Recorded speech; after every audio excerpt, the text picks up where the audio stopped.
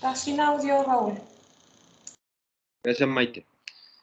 Bienvenidos, buenas tardes a todas y todos a esta actividad de la clínica jurídica que ya se convirtió en una verdadera tradición en esta unidad respecto del rol del curador ad litem en el procedimiento de familia. En primer lugar, después de esta bienvenida, darle la bienvenida a nuestras expositoras del día de hoy, la magistrada Negroni y Maite Araujo, y también se le habla a Raúl Orellana. Y se está uniendo más gente. Sí.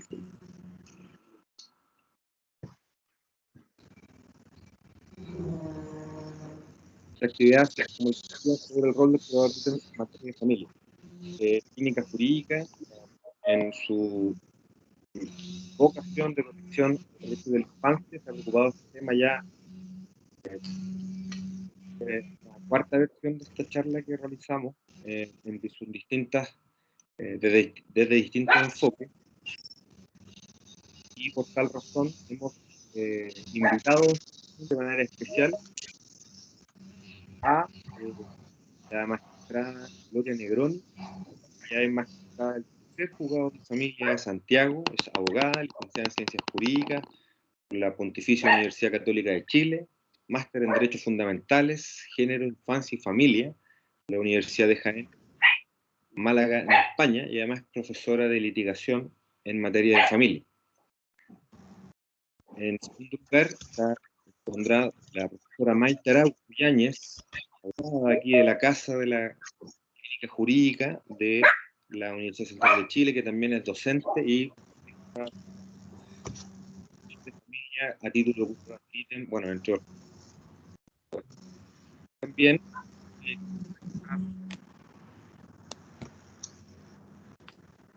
docente en la clínica jurídica, el director actualmente, y también trabajo como curador ad litem en los tribunales de familia.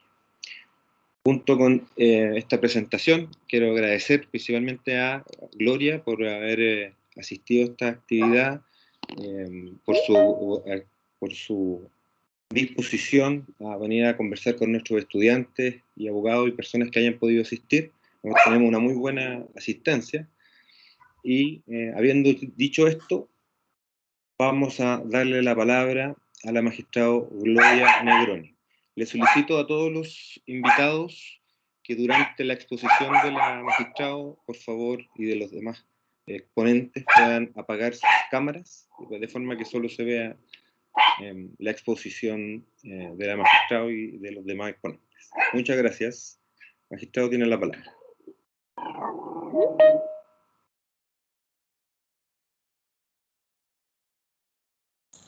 Magistrado está sin audio. Tiene que encender su audio, por favor. ¿Ahí sí? Ahí sí. ¿Se escucha bien y se ve bien la pantalla? Sí, se ve bien. Ya. ¿Se ve en modo presentación? No, se ve como un Word. Ya, a ver, no sé cómo... ¿Hay algo que hay que hacer para que uno lo pueda ver en... ¿Hay algo que hay que hacer para que uno lo pueda ver en modo presentación? Porque se me olvida esto. Tiene que proyectarlo en la pantalla y poner la presentación en el Teams.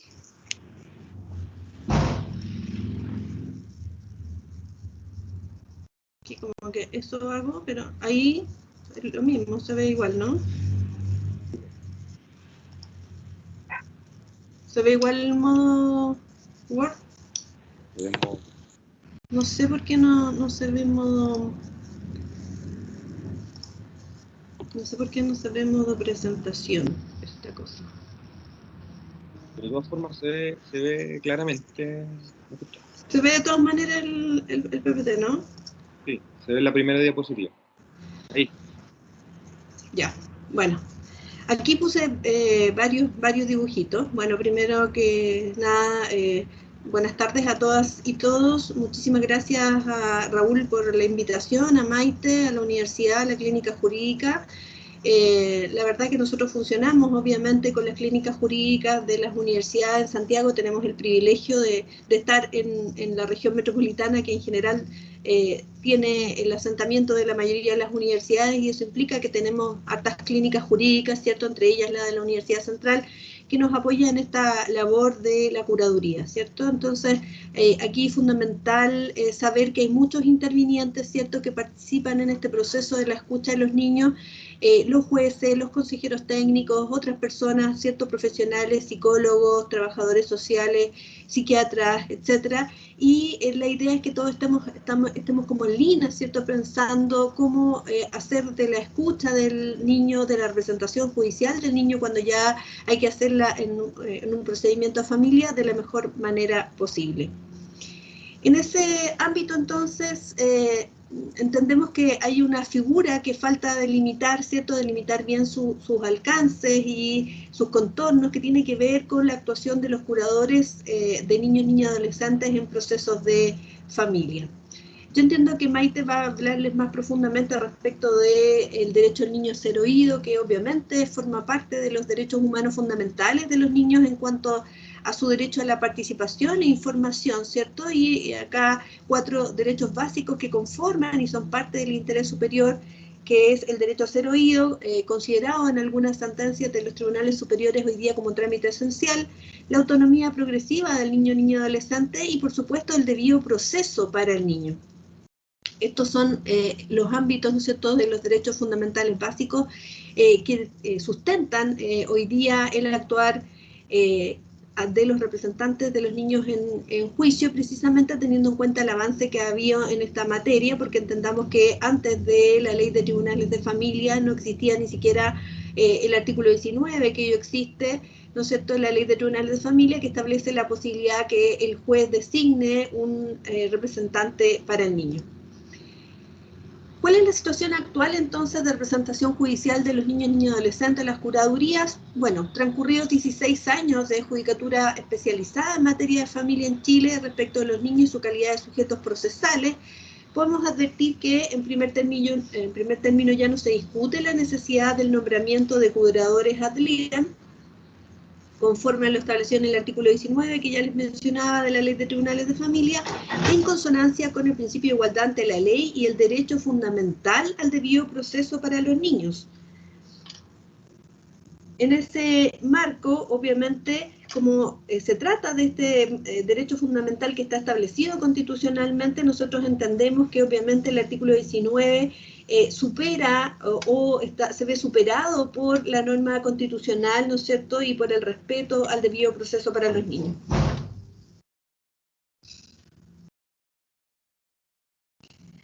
Sin embargo, obviamente tenemos que tener claro que la redacción de la norma no es la más feliz, ¿cierto? Y deja abierta la posibilidad de que el juez no nombre necesariamente a un curador, ¿no es cierto?, un abogado para el niño, puesto que la norma señala que el juez, siempre y cuando considere que el niño no está debidamente representado, ¿cierto?, se le nombrará un representante, o que si tiene representante legal, el juez puede considerar que es suficiente, y también puede no nombrarlo si considera que sus intereses no son independientes o contradictorios con los de aquellos a quienes corresponde legalmente su representación. Por tanto, nos encontramos ante una norma que si bien en su primera parte pareciera imperativa, no lo es, puesto que deja abierta la posibilidad que el juez, si estima que los derechos del niño están debidamente representados, insisto, o que tiene representante legal, o que sus intereses no son independientes o contradictorios, no está obligado a nombrarle un abogado, un curador ad litem, ya un abogado para el juicio. Eso diría yo que es una dificultad de la norma que esperamos se pueda superar a través de la normativa de la ley de garantías, que lamentablemente todavía no la tenemos vigente. Solamente hay un proyecto que está bien delimitado, pero que ha tenido una tramitación posterior que salió de las cámaras, ¿cierto? Fue el Tribunal Constitucional, hubo un veto presidencial, y estamos ahí entonces todavía a puertas de saber qué es lo que va a pasar con esta ley. La norma indicada tampoco da cuenta de la obligatoriedad de esta asesoría letrada, por tanto, claramente no se pensó en un escenario de garantía y efectividad del derecho en cuanto a cobertura territorial, forma de intervención, calidad de las intervenciones o especialización de los profesionales designados. Eso ya es un tremendo tema, porque obviamente esto se ha ido generando desde la práctica. No es algo que venga establecido en la ley, esa es una tremenda falencia.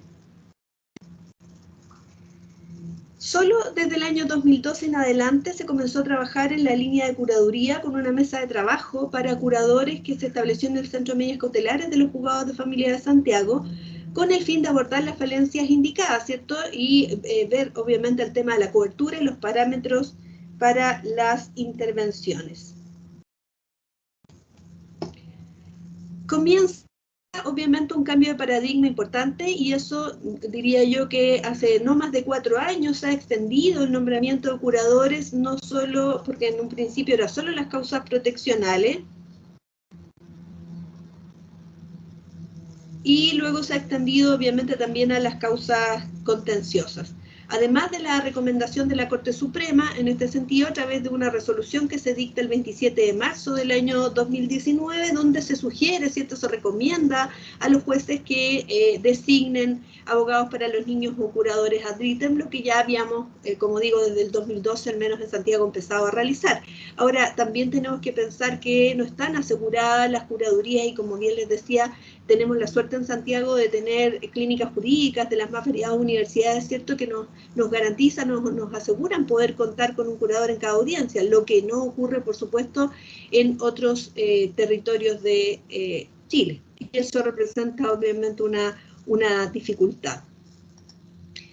En cuanto a cómo o cuándo se designa a curador ad litem, la verdad es que el artículo 19 no establece un momento procesal determinado para designarlo. Es posible entonces interpretar que podría designarse en cualquier momento del procedimiento en que el tribunal determine que se dan los requisitos para su designación, tal como lo vimos conforme al artículo 19, cuando el tribunal determine que no está el niño debidamente representado, que no tiene representante legal, o que efectivamente sus intereses son independientes o contradictorios de aquel que lo representa.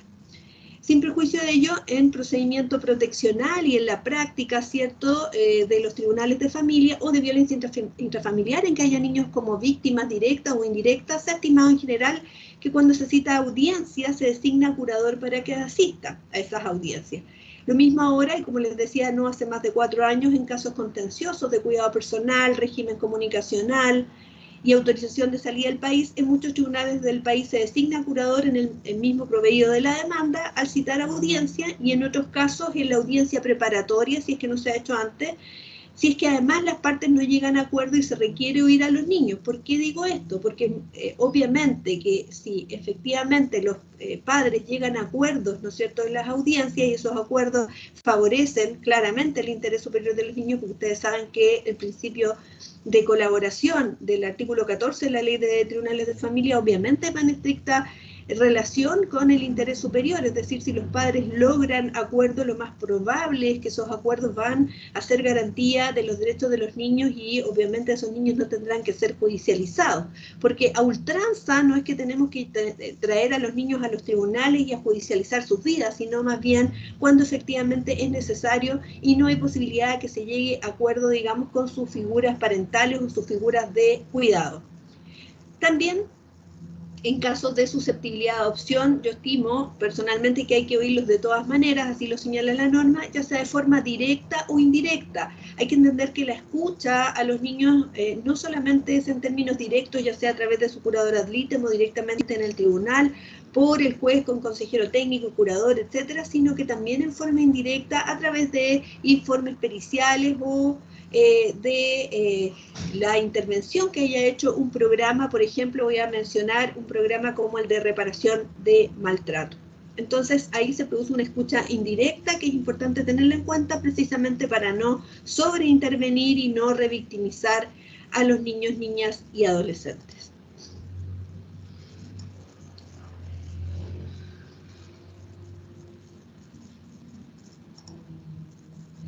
También se designa curador en algunos casos y a criterio, obviamente, del tribunal en causas de impugnación con reclamación de filiación, o en casos de autorización de enajenar, cuando el juez estima, ¿cierto?, que no es suficiente con la representación que ostenta el niño, y también en causas infraccionales cuando el tribunal las tramita, es decir, en estas causas donde el niño aparece con una infracción administrativa, de las que están establecidas en el artículo 102A y siguientes de la Ley de Tribunales de Familia.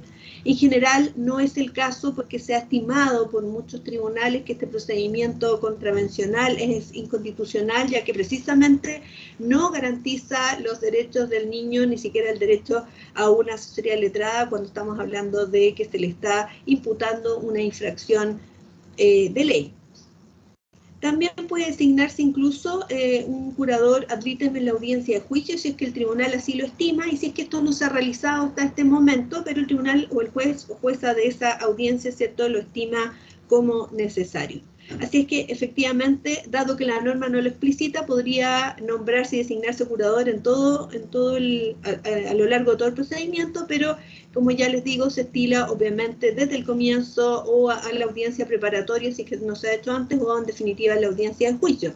Ahora, si a la audiencia preparatoria no llega el curador ad litem y efectivamente no hay posibilidad de acuerdo y el curador está designado, lo más probable es que se le pida cuenta de su designación, se le pida, ¿no es cierto?, que realice una entrevista reservada en términos de privacidad con el niño o niña adolescente, y que informe o se informe al tribunal, obviamente, los resultados de esa intervención a través de un informe o de un documento que se sube reservado a la causa en particular, o para que llegue, por supuesto, a la próxima audiencia preparatoria con el criterio ya sentado respecto del interés manifiesto y o del interés superior del niño, niña o adolescente. En cuanto a la línea de intervención que realizan los curadores, se ha instalado, al menos en Santiago, la práctica de hacer la diferencia, como señalé, entre constatar su interés manifiesto, y eso tiene mucho que ver con la edad y madurez, ¿cierto?, o informar el curador respecto del interés superior del niño. Eso es algo muy importante, yo creo que ojalá quedara establecido así en alguna norma legal con posterioridad, porque efectivamente, por ejemplo, les mencioné el caso de un estado de los Estados Unidos, como en Nueva York. Ahí efectivamente hasta los 7 años el curador, el abogado del niño representa su interés superior, y luego de los 7 años del niño el curador o abogado representa los deseos de su cliente, en este caso el niño o adolescente, ¿ya? Entonces es importante que se empiece a distinguir, o al menos se visualice la posibilidad de distinguir, hacer esta distinción entre interés manifiesto del niño, niña y adolescente y su interés superior. El contacto directo del abogado empodera a los niños y, por supuesto, facilita saber cuál es su real voluntad y deseos, interés manifiesto del niño, y poder diferenciarlo de su interés superior y tener mayor claridad sobre cómo construirlo y ponderarlo. O sea, el trabajo que hace el curador ad litem, cuando está bien hecho, obviamente que hace indispensable que el juez pueda construir y tener mayor claridad para ponderar, ¿no es cierto?, este interés superior. La escucha, en casos de interés superior, no necesariamente es directa, atendió a la edad del niño, como les decía, y se realiza a través de informes y demás antecedentes de la causa. Asimismo, las clínicas jurídicas de las universidades con línea de curaduría han iniciado en muchos casos un trabajo interdisciplinario que me parece excelente y que involucra muchas veces un psicólogo o psicóloga para la realización de las entrevistas, lo que es muy deseable a mi entender, precisamente para resguardar la indemnidad del niño. ¿Sí?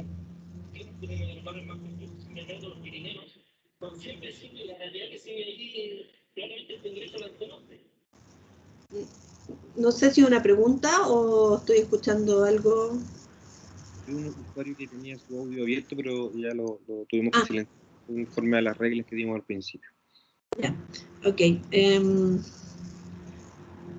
Como les decía entonces, obviamente es importante tener claro que si yo introduzco la interdisciplinariedad, voy a contribuir a enriquecer, por supuesto, la entrevista que se le haga al niño y también el cuidado respecto de la forma en que se realice esa entrevista, porque obviamente entendemos nosotros los abogados, ¿cierto?, que no tenemos la especialización para realizar necesariamente una entrevista sin de pronto dañar al niño adolescente si es que uno no se ha preparado para ello, no se ha capacitado para realizarlo. Entonces es importante tener claro que mientras más interdisciplinario sea esto, con ayuda de profesionales como psicólogos, por ejemplo, se enriquece la intervención y se cuida la intervención que se hace con los niños.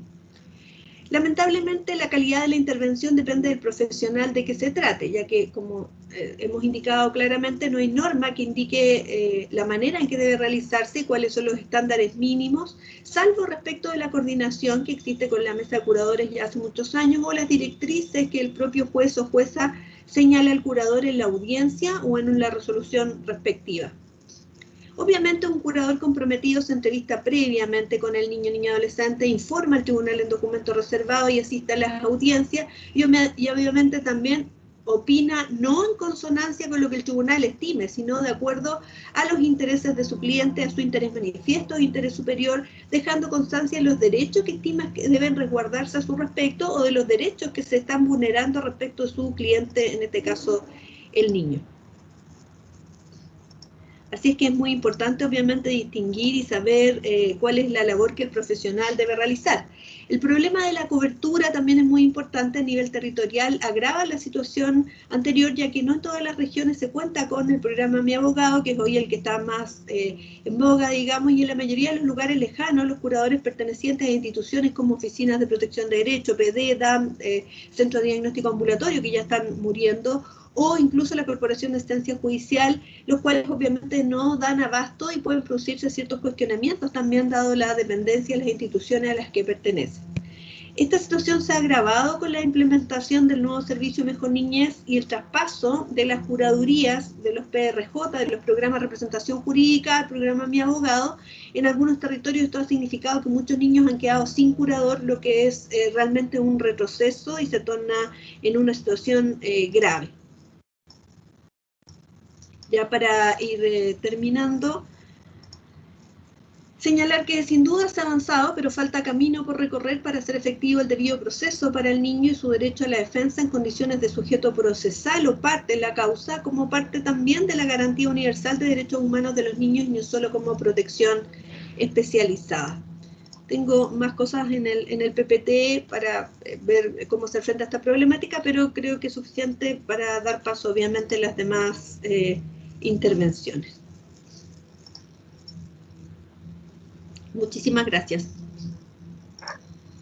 Muchas gracias, magistrado Negroni. Muy interesante exposición.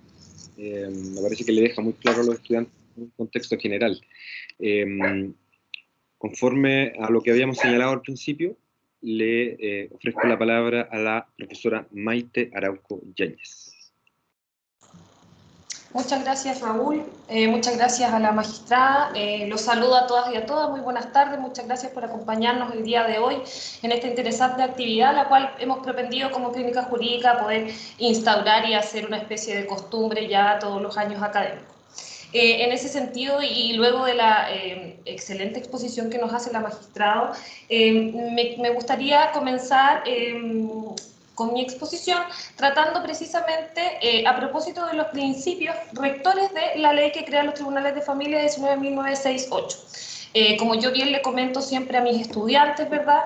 Uno de los principios rectores de esta ley es el interés superior del niño y su derecho a ser oído en todas aquellas instancias o procesos, ya sean judiciales o administrativos, que le afecten directa o indirectamente.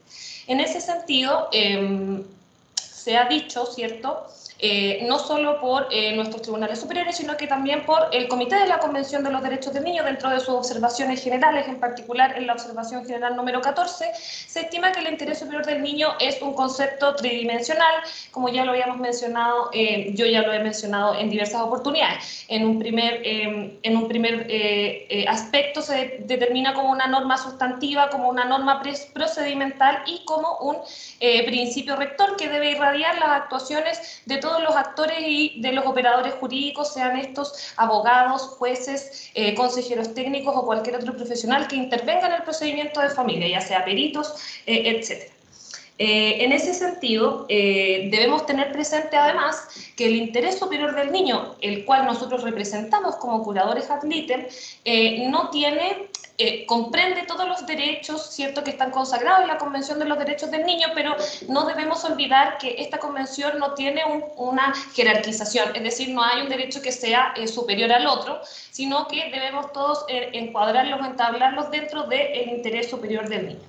El niño tiene cierto derecho a ser oído en todas aquellas actuaciones judiciales o administrativas que le afecten directa o indirectamente, atendido su madurez y su autonomía progresiva, y una de las formas en que se ha sugerido por el Comité de la Convención de los Derechos del Niño en que este derecho se manifieste o se ejerza es a través de un curador ad litem o bien una representación letrada de los niños en los casos del artículo 19, como nos mencionaba la magistrada, es decir, en aquellos casos en que el niño carezca de representante legal o que los intereses de sus representantes legales sean contradictorios o independientes con el del niño.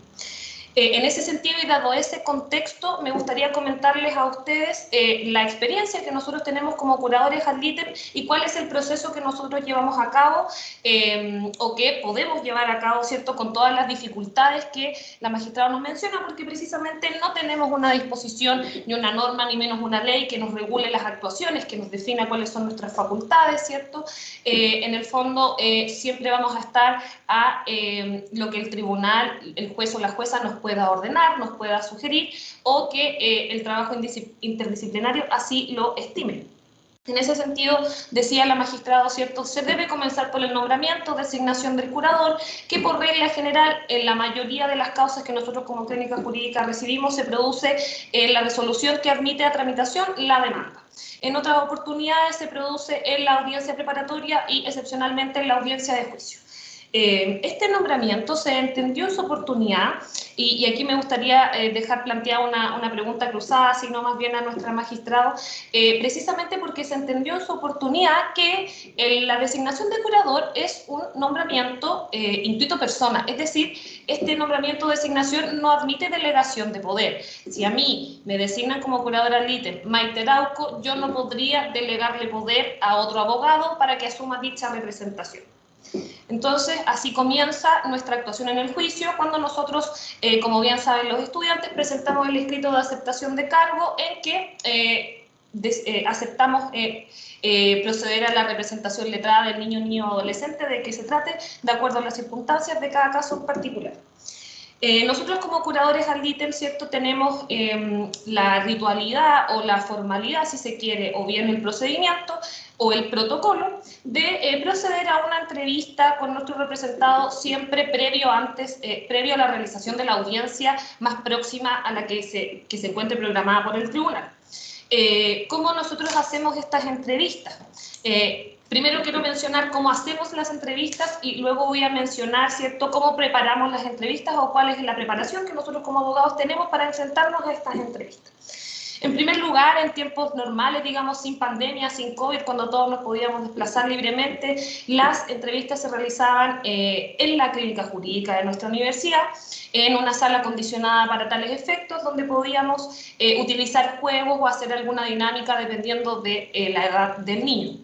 Ahora bien, en tiempos de pandemia, en un principio nos vimos impedidos de poder realizar las entrevistas porque, como todos sabemos, hubo un inicio de incertidumbre y donde todos teníamos cuarentenas obligatorias en nuestros hogares, razón por la cual nosotros como clínica jurídica tomamos la decisión de redactar un protocolo para proceder a las entrevistas en modalidad remota, es decir, a través de algún medio o plataforma Zoom o Teams o similar. Se dicta este protocolo, o sea, se trabaja este protocolo con el profesor y director Raúl Orellana y tomando todos los resguardos necesarios para garantizar la reserva, ¿cierto?, y la protección de los derechos del niño en la entrevista, porque no olvidemos que los niños se encuentran en sus hogares con alguno de sus representantes legales, si es que así fue el caso, y no podemos permitirnos arriesgar, ¿cierto?, que sus derechos se encuentren vulnerados atendida la realización de la entrevista. Nosotros realizamos las entrevistas idealmente a partir de cierta edad de nuestros representados, es decir, por lo general a partir de los 5 o 6 años, cuando nosotros estimamos que el niño efectivamente tendría su autonomía progresiva o la madurez necesaria para enfrentar una entrevista. Y en este punto hago hincapié en la diferencia que hacía la magistrado entre interés superior e interés manifiesto. Es decir, nosotros representamos el interés superior del niño cuando ellos tienen menos de 5 o 6 años y representamos su interés manifiesto cuando los niños tienen más de 6 años, hasta los 18 claramente.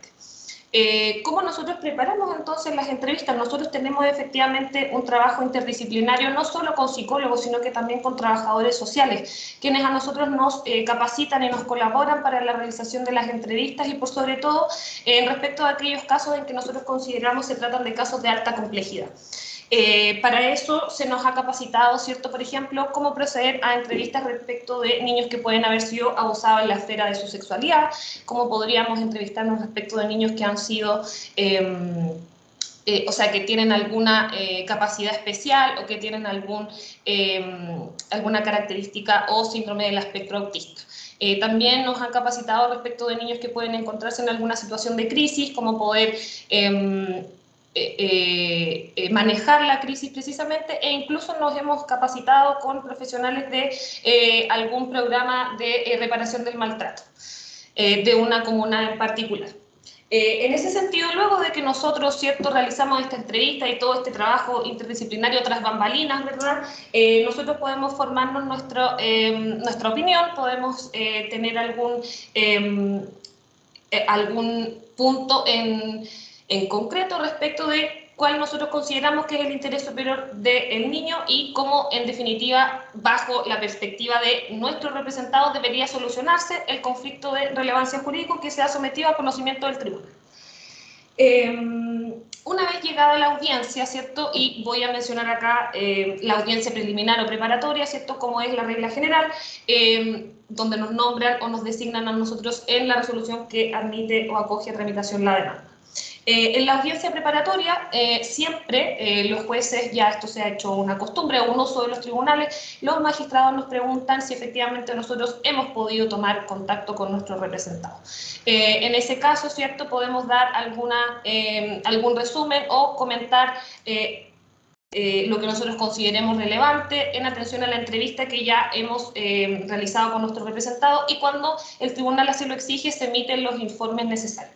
Para nosotros también resulta complejo poder expresar cuál es el interés manifiesto de nuestros representados, toda vez que debemos mantener cierta reserva de lo que los niños nos puedan mencionar en las entrevistas. Muchas veces se producen mayores conflictos cuando los niños nos cuentan o nos dan cuenta de alguna preferencia y entre los padres existe algún tipo de conflicto. Entonces nosotros intentamos siempre y en la medida de lo posible proteger y evitar que esa situación se produzca en ese sentido. La preferencia la podemos manifestar con otras palabras tal vez, pero evitamos que el niño que pueda ser eventualmente sujeto de conflictos de lealtades respecto de sus progenitores o del vínculo paterno o el vínculo filial de que se trata.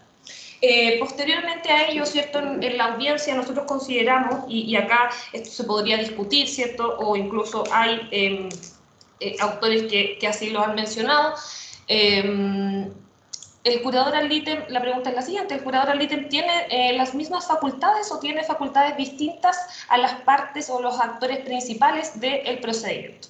Bajo nuestra perspectiva, nosotros consideramos que el curador ad litem en la audiencia preparatoria tiene las mismas facultades que los intervinientes o el demandante o el demandado en su caso, para el ofrecimiento de prueba, para proponer alguna convención probatoria y finalmente para los incidentes de exclusión de prueba.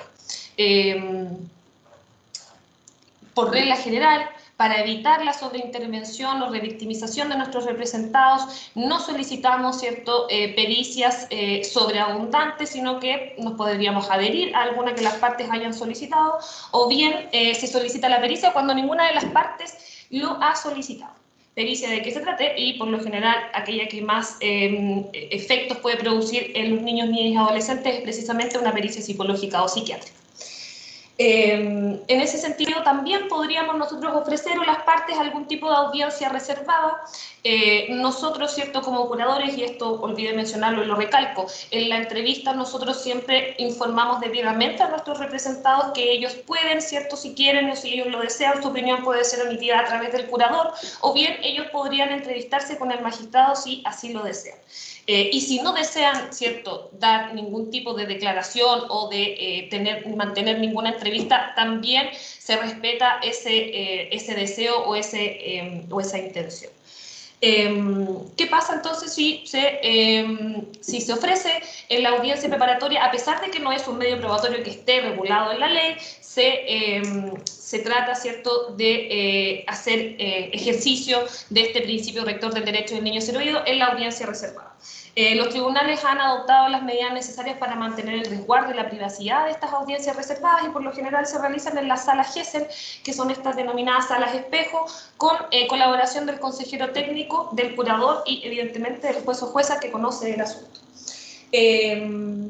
Nosotros en la audiencia preparatoria evidentemente podemos y hacemos sugerencias, ¿cierto?, para que las partes puedan adoptar alguna solución colaborativa con el objeto de no judicializar a los niños, y podemos también, ¿cierto?, hacer sugerencias al tribunal respecto de la continuación o no del procedimiento de que se trate.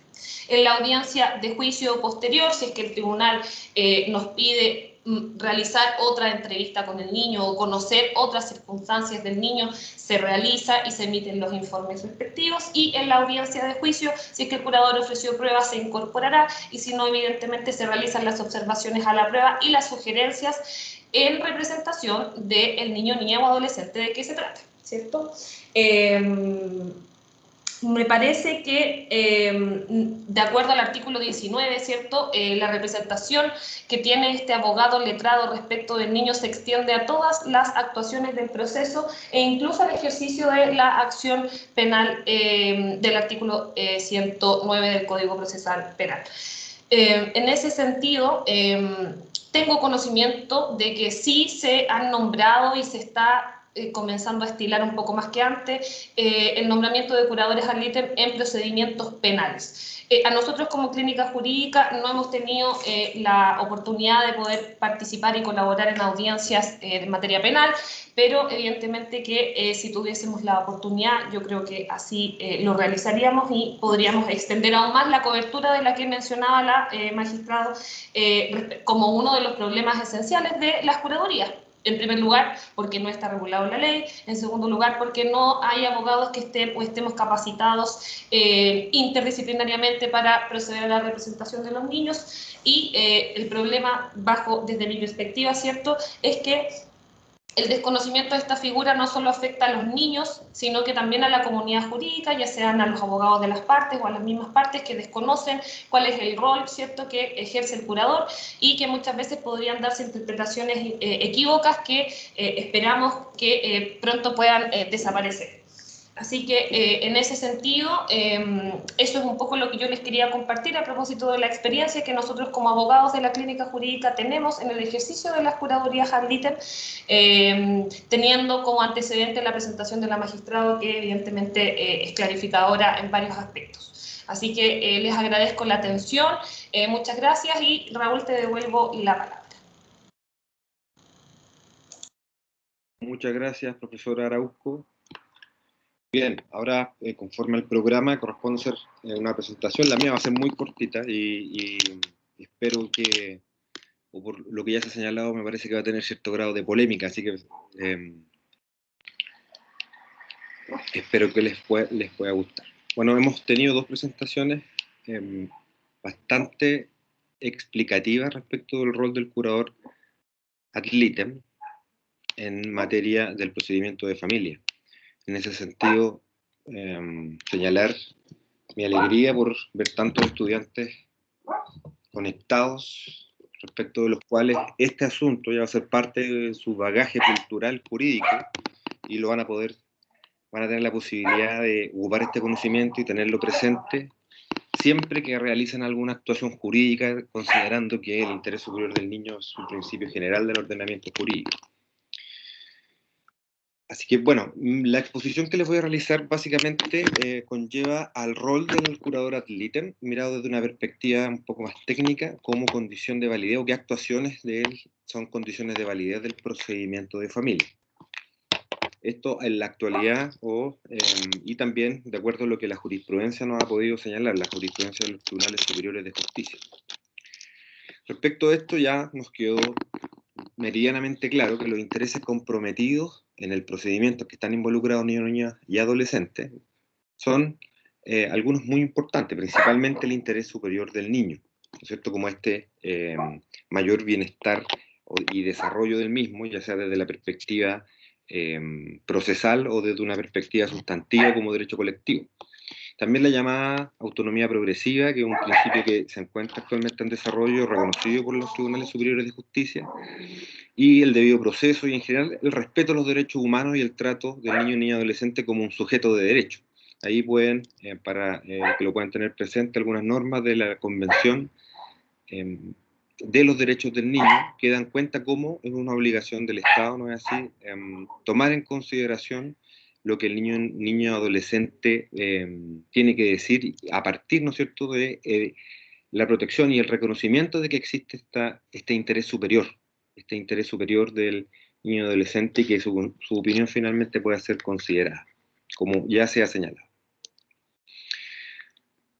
Ya dijimos que el curador ad litem es el abogado del niño, niña o adolescente, sin perjuicio de las discusiones doctrinarias que se pueda dar sobre eso. Por lo tanto, su rol principal tiene que ver con la protección del niño, niña y adolescente desde una perspectiva amplia en el procedimiento en el que él se ve involucrado. Tiene que garantizar o tiene que llevar a cabo el derecho a ser oído, tiene que participar en su defensa técnica, como ya se señala. A este respecto, básicamente sus funciones pueden ser muchas. Primero, es su guardián, es un curador, ¿no es así? Y además, respecto a su derecho a ser oído, hay algunas garantías particulares que doctrinariamente se han dicho que tiene. Por ejemplo, que sea escuchado efectivamente por la autoridad, ya sea por el magistrado, por la autoridad administrativa o por aquella que corresponda. Eso significa que sea considerado en la resolución que vaya a afectar su vida. También que se evaluaban su capacidad para hacerse su propio juicio, y eso tiene que ver con el principio de autonomía progresiva que ha señalado tanto la magistrado Negroni como la profesora Maite Arauco. También entregarle cierta información previa, ¿no es cierto?, en la medida que esto sea posible para él, entienda qué es lo que se discute, por qué se discute y en qué medida su opinión podrá ser considerada. Por ejemplo, las capacitaciones que señalaba la profesora Arauco, muchos psicólogos no han hecho el hincapié de señalarle al niño, niña, adolescente expresamente que solo se quiere recabar su opinión y no es que él esté tomando la decisión. Y eso es importante porque posteriormente, si la decisión que se toma en el caso le causa alguna consecuencia en su vida personal, él entienda que la decisión fue tomada por el magistrado y no por él mismo. En el fondo, que no sienta el peso de la decisión, ya que es una persona que se encuentra en desarrollo. Sin perjuicio, respetar ese derecho. Tiene derecho también a no opinar, a no decir nada. Tiene derecho a que se considere su opinión, y obviamente esto es cumplimiento de las garantías básicas del debido proceso. También ya se mencionó el asunto de las querellas, por lo tanto voy a pasar rápido sobre eso. Sobre lo que les quiero plantear en esta breve presentación es una relación entre lo que hemos hablado hasta ahora y cómo ello puede tener como consecuencia que el rol del curador ad litem puesto a su función sea que el proceso tenga ciertas condiciones de validez mínimas, ¿ya? Y por lo tanto, en caso que no se realicen defectuosamente, y esto le causa un perjuicio al interés del niño, niña, adolescente, el juicio incluso pueda llegar a repetirse. Y eso se relaciona principalmente con el interés superior del niño como una norma de procedimiento. Y por lo tanto lo podemos vincular con la nulidad procesal, y como lo vamos a tratar como trámite esencial, que incluso lo mencionó en alguna medida la magistrada Negroni, como trámite esencial. Ya sabemos, y nos quedó súper claro, que existe en este caso una falta normativa al respecto. Hay normativa internacional que los magistrados normalmente consideran respecto de la representación jurídica. Tenemos el artículo 12.2 que habla de esta necesidad de que exista un representante, incluso un representante letrado conforme a la observación 14 de la Convención de los Derechos del Niño, y por lo tanto esa representación debe darse conforme a esta normativa que los jueces en Chile están autorizados a aplicar incluso directamente. Sin embargo, respecto de las actuaciones del curador ad litem como condición de validez del proceso, ha habido una evolución jurisprudencial. La magistrada Negroni ya nos adelantaba que esto ha ido teniendo diversos hitos, ¿no es cierto? Nos habló del 2012, con esta mesa de curadores ad litem, nos habló del año 2018, si no me equivoco, ahí me podrá corregir si es que es necesario, pero el punto es que en este contexto ha habido diversos fallos que han dado criterio y luces sobre cuáles van a ser estas condiciones mínimas en las que el curador ad litem va a actuar. Obviamente todos estos fallos son resoluciones casuísticas, por lo tanto vamos a hacer un esfuerzo por obtener a partir de ahí reglas generales, y en esa parte donde me refiero que podría tener cierto grado de polémica. El contexto general de esto es el reconocimiento por parte de la Corte Suprema, desde mi perspectiva ya casi indiscutido, del interés superior del niño en materia de familia, y también en otras materias, pero en estas materias es indiscutido su reconocimiento. Podemos ver ahí el fallo de la Corte Suprema 11.885, que señala que este interés conjunto al derecho a ser oído son principios rectores que debe tener presente el juez. ¿Ya? Esta jurisprudencia se ha venido repitiendo y me parece que ha sido un buen uso del recurso de casación en el fondo y el recurso de casación en la forma, que cumplen en esta perspectiva su función originaria, ¿no es cierto?, de establecer ciertos hitos jurisprudenciales para que esta norma se pueda ir respetando y se pueda ir completando ante este vacío. Obviamente sabemos que el juez no queda vinculado en su decisión a la opinión del niño o niña adolescente, sino solamente a tomarla en consideración. En este contexto es que vamos a tratar de vislumbrar si existen o no trámites esenciales que tengan que ver con el rol del curador ad litem y por lo tanto con el derecho del niño a ser oído. Sobre este punto, la primera cuestión que se ha ido repitiendo en algunos fallos es la necesidad del nombramiento del curador ad litem, y por lo tanto podríamos plantearlo como una especie de trámite esencial. Sobre este punto, recordar a los alumnos que están en el curso de recursos, aquí veo varios que están en ese ramo, recordar que los trámites esenciales se han entendido por la Corte Suprema, que si bien están enumerados en algunas normas, que es el artículo 795 del Código de Procedimiento Civil y el artículo 800 para la segunda instancia, el primero para la primera instancia, no son taxativos. ¿Ya? Y por lo tanto, si lo vinculamos con la causal genérica de casación en la forma, el artículo 768, número 9, la jurisprudencia podría ir creando algunos de estos trámites. Y es precisamente lo que ha ocurrido en esta materia. Ahí, por ejemplo, tenemos un fallo de la Corte de Apelaciones de Santiago que señala, ¿no es cierto?, en su considerando octavo, la necesidad del nombramiento del curador ad litem y que lo considera directamente como un trámite o diligencia esencial. Y lo fundamenta en las mismas normas que les vengo señalando. Esto obviamente tiene que ver con que el niño esté debidamente representado, es decir, que esté en esa condición va a ser una condición de validez, y si no lo está, y esto además le causa perjuicio, que es el contexto del recurso, significa que el juicio debe eventualmente repetirse, debe volver al estado en que el niño sí pueda tener una debida representación jurídica. Aquí es necesario mencionar el fallo de la Corte Suprema, rol 124-2015, que establece, no fue la primera vez, pero fue un fallo muy bien fundamentado, que dio lugar a que desde ahí, con mayor fuerza, fuera respetada esta norma, sobre todo para los jueces de primera instancia en materia de familia. Cuestión que no está exenta de complicaciones, como señalaba la magistrada. Si a usted le toca ser juez en una zona aislada, imagínense en Chile Chico, allá en la Patagonia, podría tener bastantes problemas respecto de a quién va a poder nombrar curador ad litem para tener un procedimiento válido. Y obviamente esto en el contexto del derecho a ser escuchado y debidamente representado. Ojo sobre este punto, que la jurisprudencia tampoco es unánime. Hay fallos. Por ejemplo, hay una de la Corte de Talca, espero que no haya nadie de Talca aquí que le vaya a afectar esto, de la Corte de Talca, en el fallo rol 385 del 2018, señaló que no era un trámite esencial debido a que no estaba enumerado dentro de las garantías que señala o trámites esenciales del Código de Procedimiento Civil. ¿Ya? Ojo que esta cuestión debemos entenderla a partir del principio de protección o trascendencia de la nulidad procesal que se aplica en la casación en la forma. ¿En qué consiste este principio? Bueno, este principio consiste básicamente en que, esto es un aforismo jurídico, que la nulidad procesal sin perjuicio no opera. No basta la infracción a la norma procesal, sino que además esta debe haber producido en las partes un perjuicio tal que sea reparable solo mediante la declaración de nulidad. Es decir, que no se pueda corregir con una resolución nueva, sino que sea necesario retrotraer todo para que se respete ese derecho. Y en eso se entiende que puede existir un perjuicio. Por ejemplo, si usted no tiene representación jurídica, como en este caso del niño, niña y adolescente.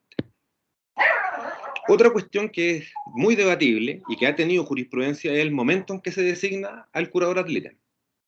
Ya como vimos en las presentaciones anteriores, puede ser antes en la resolución que provee la demanda, antes de la audiencia preparatoria, en la audiencia preparatoria, la audiencia de juicio. ¿No es así?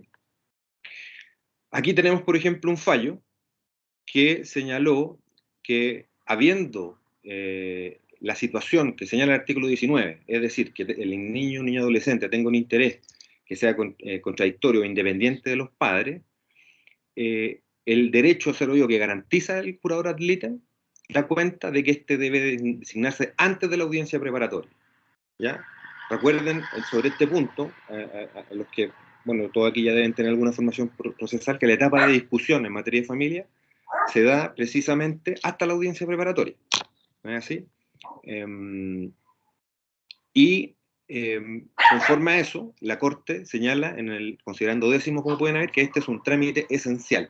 Obviamente, esto significa que habría una cuestión que le causa un perjuicio al niño o niña adolescente que, en este caso, dio lugar a que se repitiera el juicio, por falta de representación jurídica. ¿Ya? Ya tenemos estos dos trámites esenciales que podríamos ir configurando con la jurisprudencia.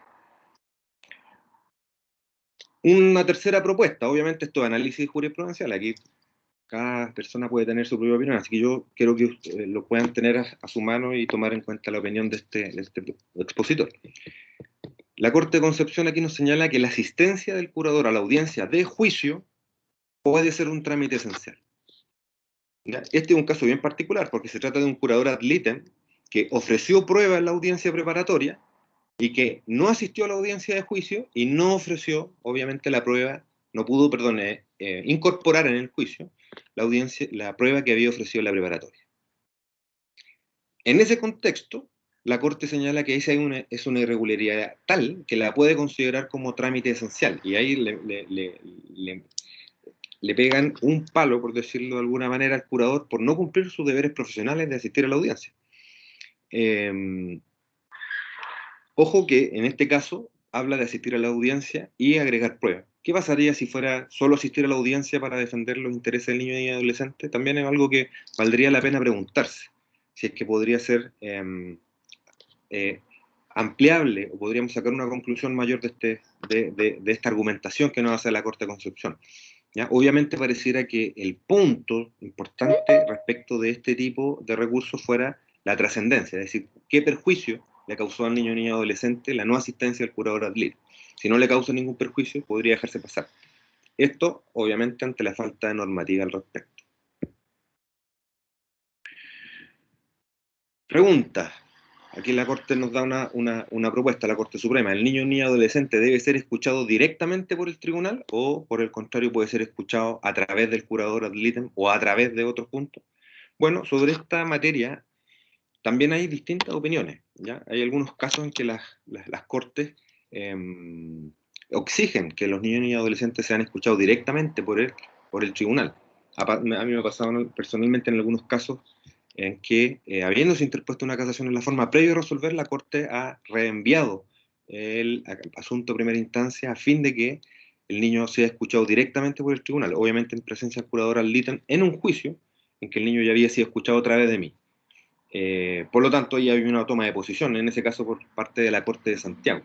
Pero en este fallo, que es del año 2020, la Corte Suprema señala que puede no ser trámite esencial o puede no considerarse si, en este caso, la decisión de no entrevistar a las niñas directamente, en el caso de una niña, a través de esta llamada audiencia confidencial, porque obviamente en las partes no deben saberlo, no deben saber lo que el niño dice necesariamente, habría sido una exposición innecesaria de las niñas a una vida judicializada. Está en un caso donde estas niñas estaban muy judicializadas, y por lo tanto una nueva exposición habría actuado en su perjuicio.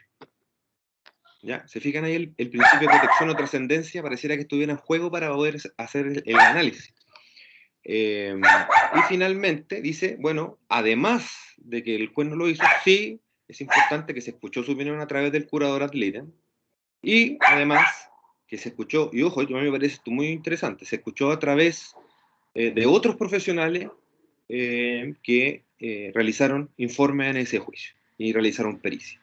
Es decir, la conclusión es que ante esta situación tan extraña podríamos incluso considerar que los informes de los trabajadores sociales, eventualmente de psicólogos o informes de psiquiatras, podrían de alguna manera dar cuenta también del derecho de un niño y adolescente a ser oído.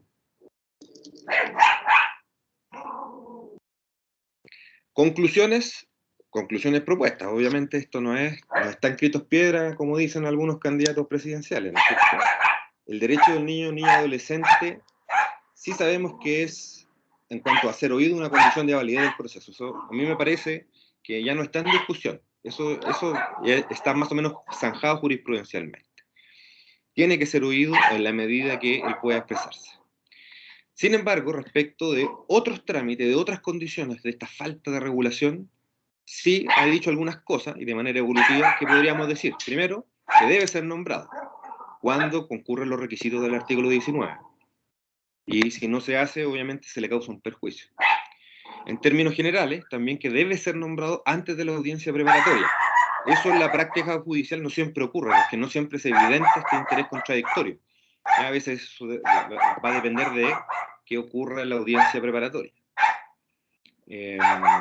También que el curador debe asistir a las audiencias y defender los derechos de los niños y adolescentes. Parece evidente decir esto, ¿no es así? Pero, bueno, aquí tenemos normativa, o sea, fallos sobre eso que aplican la ley al caso concreto.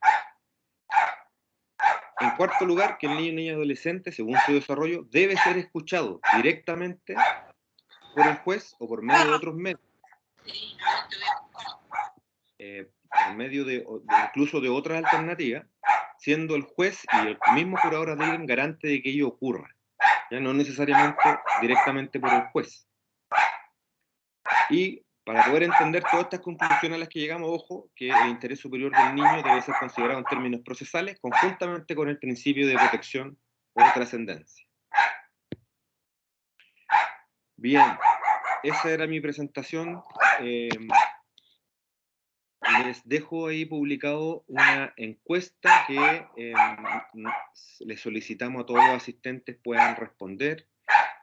Y en esta etapa final, en unos minutos, sabemos que la magistrada está muy ocupada y tiene cuestiones que le urgen. Vamos a otorgar por 10-15 minutos la palabra a los estudiantes, abogados y demás personas presentes para que puedan realizar preguntas. Les pido, por favor, para preguntar puedan alzar la mano. Hay un botón que sale una mano levantada y dice levantar mano para poder realizar consultas.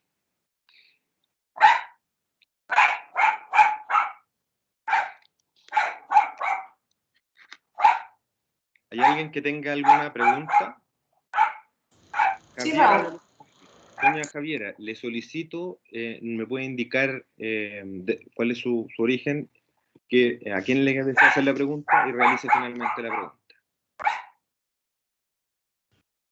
Buenas tardes, mi nombre es Javiera Espinosa, soy alumna de la profesora Maite y mi pregunta va dirigida hacia la magistrada. Ella en su exposición mencionó estos programas de maltrato y la verdad es que me intriga un poco saber si esto va especialmente hacia los niños o también hacia otros programas de maltrato en un sentido como más amplio, hacia la familia propiamente tal o es solamente hacia el niño.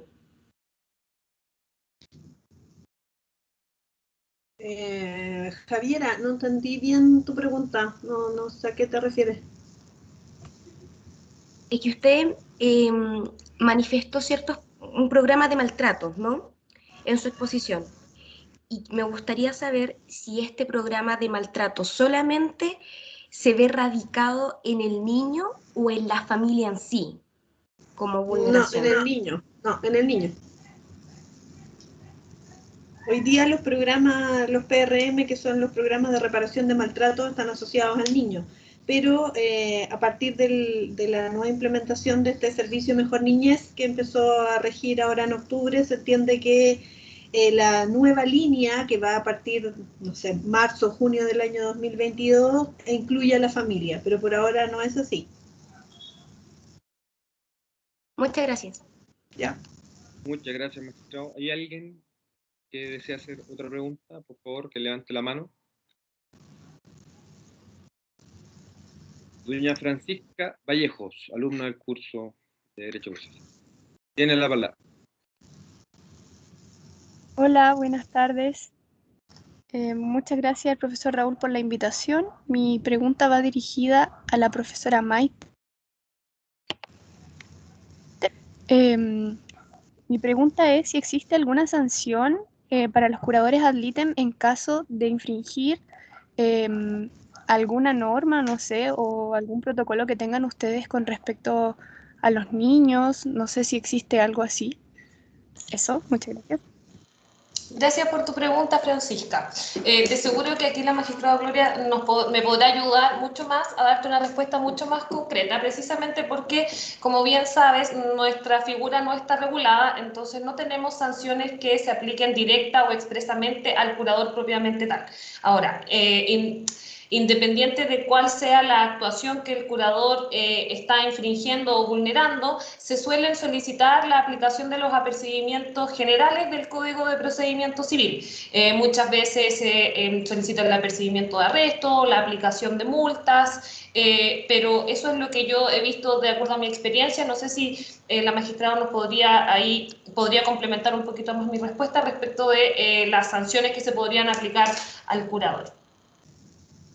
Sí, la verdad es que son las sanciones generales, como dice Maite, como no tenemos la figura regulada en sus contornos más delimitados, digamos, nosotros lo que podríamos aplicar es el 238 del Código de Procedimiento Civil, el 543 del Código de Procedimiento Civil, o sea, básicamente tiene que ver con el desacato, con no cumplir una resolución judicial, pero no podríamos aplicar otro tipo de sanciones porque no están establecidas sus obligaciones en la ley.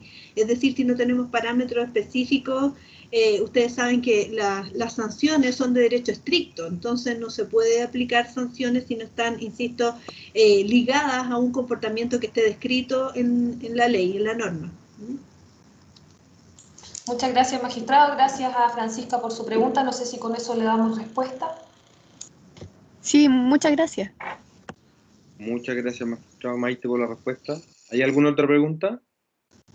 Le ofrezco la palabra. Don José Alejandro Ramírez, tiene la palabra.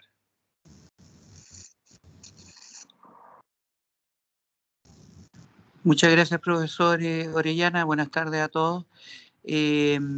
Quisiera preguntar, bueno, al profesor Raúl o a la magistrada también, o quizá a la profesora Maite, por las diferencias territoriales respecto a las necesidades de los curadores ad litem, porque debe haber una dimensión territorial también asociada a las problemáticas de la justicia que involucra a niños, ¿cierto?, y adolescentes.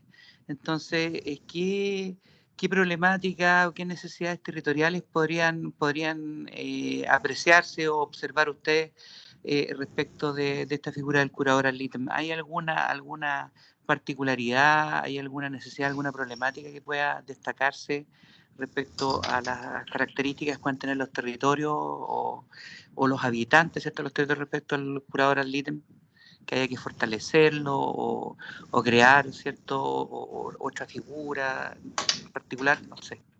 Muchas gracias.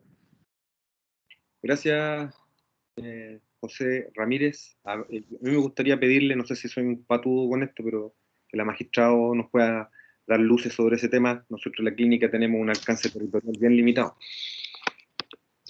Sí, bueno, la verdad, José, es que tu pregunta es bien interesante porque nosotros a lo largo del territorio nacional tenemos mucha diversidad, ¿cierto? Entonces, hemos visto en el último tiempo cómo en el norte, por ejemplo, se ha producido todo este tema muy complejo a propósito de los niños migrantes, ¿cierto? Entonces, obviamente nosotros entendemos que a lo largo del país y con las necesidades de cada territorio debiese haber una preparación y una especialización en el tema de las curadurías, lo mismo que si hablamos en la zona de la Araucanía, ¿cierto? Para precisamente atender a la multiculturalidad, a la interculturalidad, nosotros debiésemos tener curadores ad litem que estén preparados, por ejemplo, para hablar con los niños en su idioma de origen, y también en relación, como decía, a los migrantes. Entonces yo creo que es muy, muy interesante.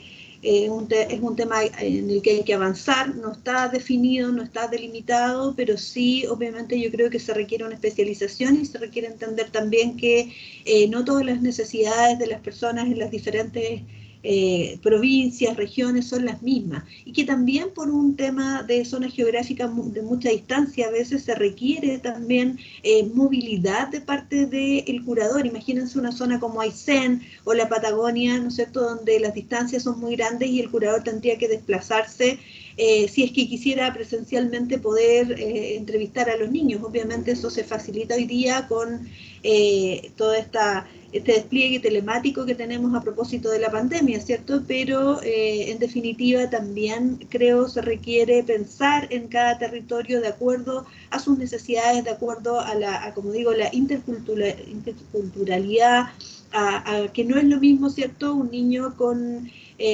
ascendientes, por ejemplo, atacameños, no sé, de toda la cultura del norte, que un niño que vive en la Patagonia, en Punta Arenas, en Aysén, en Chiloé, en una isla.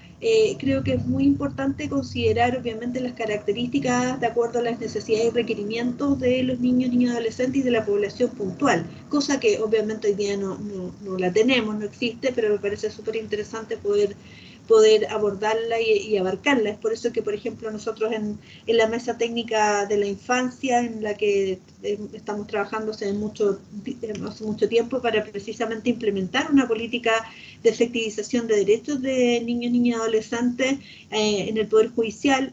A nivel nacional, obviamente hemos tenido que considerar la territorialidad, y eso implica que en cada región, en cada territorio jurisdiccional dependiente de la Corte de Apelaciones, se forma una mesa interinstitucional que recoge las necesidades precisamente del territorio a nivel local, y esto mismo es lo que pretende la ley, ¿no es cierto?, que se supone, la Ley de Garantía de la Infancia, que establece las oficinas locales de la niñez y que tienen también esta división territorial, ¿cierto?, que implica, por supuesto, considerar todas esas variables asociadas a la región geográfica puntual. Así que muy interesante tu pregunta, muchas gracias, José, y sí, en verdad ya me tengo que ir, porque me tengo que ir al aeropuerto, así que les agradezco mucho, y bueno, si así lo estiman, podemos canalizar después, si hay otras preguntas, las respuestas a través de Raúl y de Maite. Muchas gracias a todas y todos. Muchas gracias por asistir, se le agradece mucho. Muchas gracias, magistrado. Hay mucho Que interés. estén muy bien. Hasta luego. Nosotros, Muchas gracias. Hasta luego. Hasta luego. Se llevó aplauso nuestra magistrada Raúl. Muy bien. Bien, entonces ya no es tan interesante esta con nosotros, pero pues vamos a hacer lo que podamos. Ahí ofrezco la palabra por última vez, si alguien quiere realizar alguna pregunta o consulta. Última pregunta. Me parece, ahí hay una pregunta de doña Jessica. Jessica, tienes la palabra. Hola, buenas tardes. Mi nombre es Jessica, yo soy de la sexta región. Más que una consulta, es una apreciación que no vi en la presentación, y que todos los abogados de la red Sename, ninguno es remunerado como curador. Por lo tanto, también eso influye en el desempeño, puesto que es una obligación realizada por los tribunales y que son anexas al trabajo que cada uno tiene diariamente. Es decir, no hay reconocimiento ni de Mejor Niñez hoy día, ni tampoco reconocimiento de Sename antiguamente. Por lo tanto, tampoco es más bien una designación obligatoria para no ser apercibido. Y eso creo que debe cambiarse urgentemente, porque no solo basta con que se tenga vocación de servicio, sino también esta debe ser reconocida desde otra perspectiva. Eso. Maite, ¿quieres comentar? Gracias, Jessica, por tu comentario. O sea, en el fondo no haces nada más que relatar la realidad. Los curadores ad litem nos desempeñamos de manera gratuita, toda vez que la designación que hacen los tribunales es a instituciones, ¿cierto?, privadas o públicas sin fines de lucro que tengan por objetivo la protección, promoción y protección de los derechos del niño. En consecuencia, si a cualquier persona o abogado X no lo podrían designar, sino que debe tratarse de un abogado que se desempeñe en alguna de estas instituciones. No sé, desconozco si efectivamente, a ver, no me quiero aventurar dando una opinión respecto de si que nos remuneren o no mejoraría el trabajo que se hace, digamos. Yo creo que el trabajo que se hace es potente, es de calidad, y si se hace bien, no remunerado, yo me imagino que tal vez existiría mayor motivación, pero no va a disminuir desde mi punto de vista, porque evidentemente hay, como tú decías, vocación. Así que esperemos que siga siendo así. Los niños requieren nuestra vocación y no nuestro interés, desde mi perspectiva. Así que gracias, Jessica, por el comentario, porque de hecho lo iba a decir.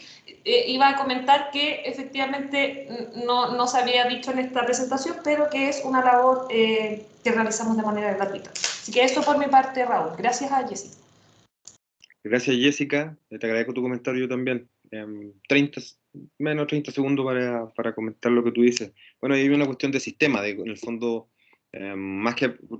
Yo creo que externalizar este servicio, por ejemplo, desde la perspectiva solo del análisis económico del derecho, por ejemplo, dar una tarifa a los abogados que realicen esta función, yo creo que es un poco complejo, en base a lo que decía Maite, la magistrada, que no es cualquier abogado el que pueda hacer este trabajo. Entonces, siendo una obligación del Estado y de órganos que se dedican en forma especializada a esto, yo considero que lo que tú señalas, podría aportar bastante a tener mayores recursos, obviamente, para poder capacitarnos, para poder tener una unidad nacional, para trasladarnos, para tener más tiempo disponible para este tipo de actividades. Nos haría la vida más fácil, sin duda, sin duda. Así que muy bonito tu comentario, Jessica, muchas gracias. Perfecto. Me parece que no hay más preguntas. Tuvimos récord de asistencia hoy día, así que muchas gracias a todos los asistentes. Muchas gracias a la profesora Arauco, que siempre con una disposición está dispuesta a darle su tiempo en la clínica jurídica. Así que, en nombre de la clínica jurídica y de la Universidad Central de Chile, agradeciendo la participación de todos ustedes, damos por concluida esta tradicional actividad sobre el curador ad litem en nuestra unidad. Hasta luego. Muchas gracias. Gracias, Raúl. Gracias a todos y todas. Que tengan muy buena tarde. Nos vemos prontamente. Chau, chau. Chao, chao. Hasta luego. Muchas Chao. gracias. Hola, Mauricio. Chao, Hola, chao. gracias. Chao. Chao. Gracias a ustedes. Chao, chao.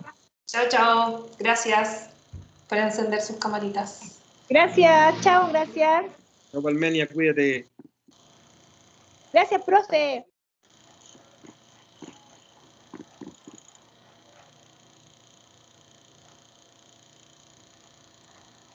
Vamos a cortar la grabación.